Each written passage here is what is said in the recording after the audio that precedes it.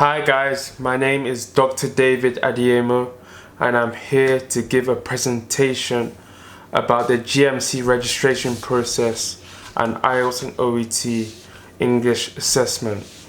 So basically the GMC registration process, I'm going to outline some things you need to be registered with the GMC, a bit about my experience and some advice I have. So basically some things you need to apply to the GMC, which stands for General Medical Council. First of all, you need the GMC application form. So you can see it here. You need a specific one called IMG 23. So when you make your GMC account, which is like the first thing you need to do, you get a reference number, you put your email address, your phone number, where you live, and so on and so forth, which is free, and you get your GMC reference number. Your GMC reference number will stay with you for your life as a doctor. So once you get this, you contact the GMC and you tell them you want to apply. Then they'll either send you this form, or you can go on Google and look for it and download it. So you get this form. Awesome. Now another thing you need is your EPIC ID. Everyone who's come from a different country, the best thing is to get EPIC verified. So once you've got EPIC verified, you have your EPIC ID. So in the form here, I'll just flick to, I feel like there's a place where you can put your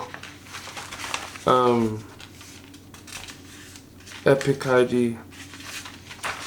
Or maybe there's not, but you need it because the GMC are going to verify that your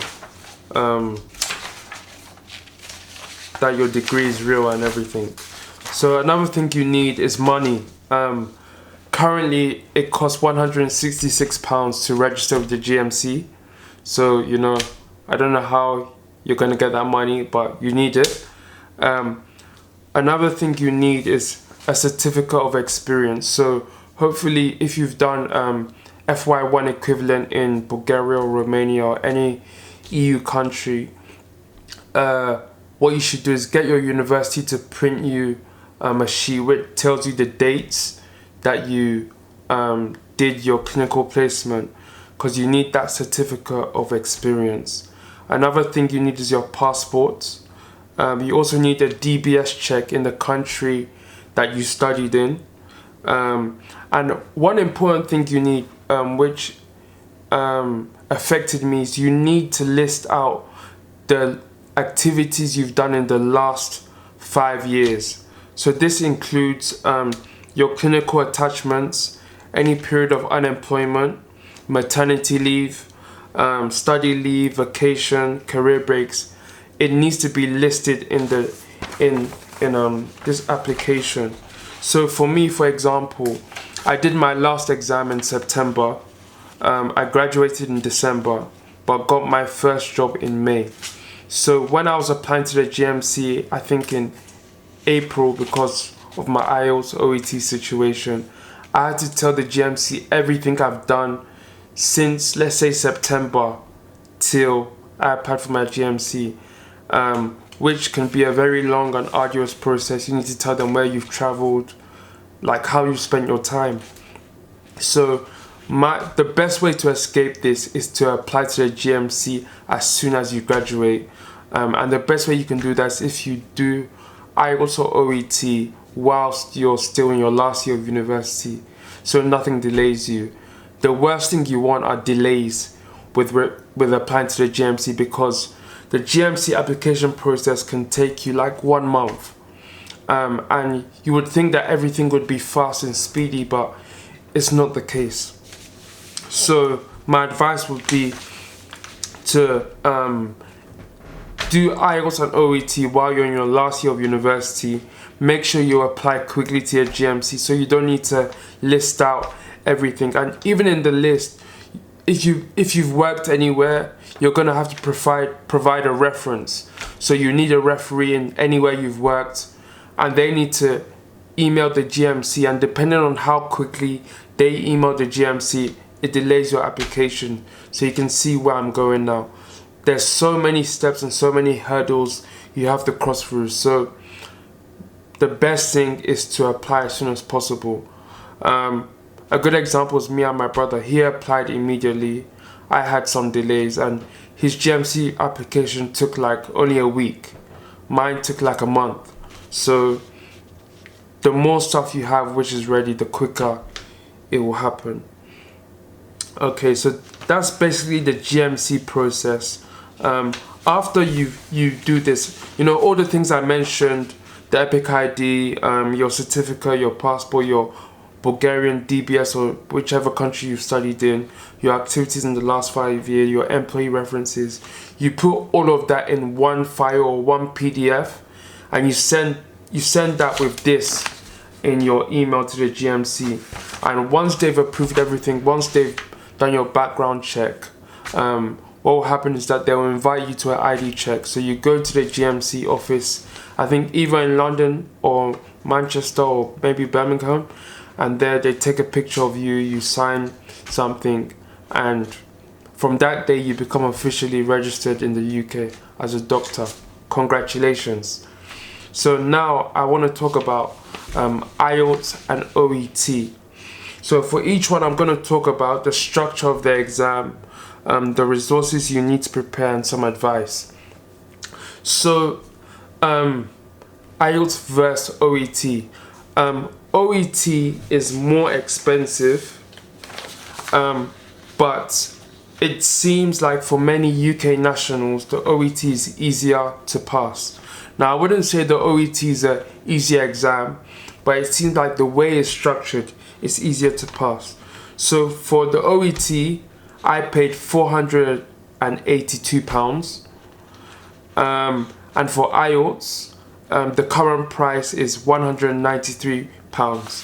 Now the IELTS is harder to pass because for many people they fail on the writing stage.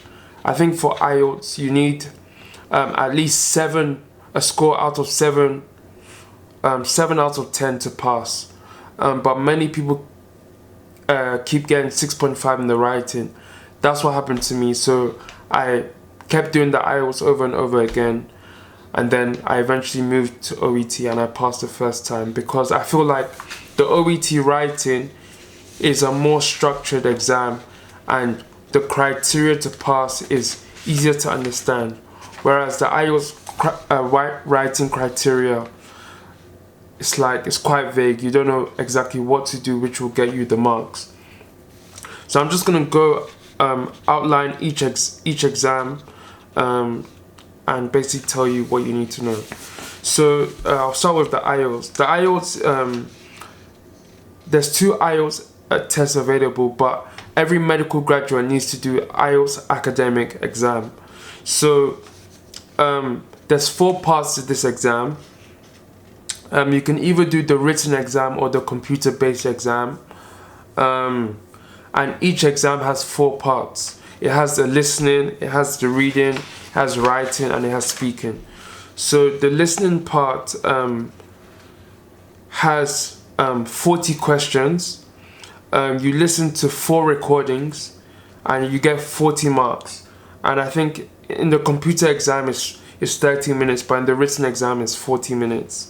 On the 3 recordings you'll be asked various questions like multiple choice, matching,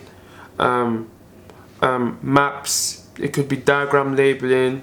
You could have a flowchart, sentence completion test in the listening. So it's 40 marks, and you get graded from in 9 bands, and you need to get band 7 and above to get your GMC registration.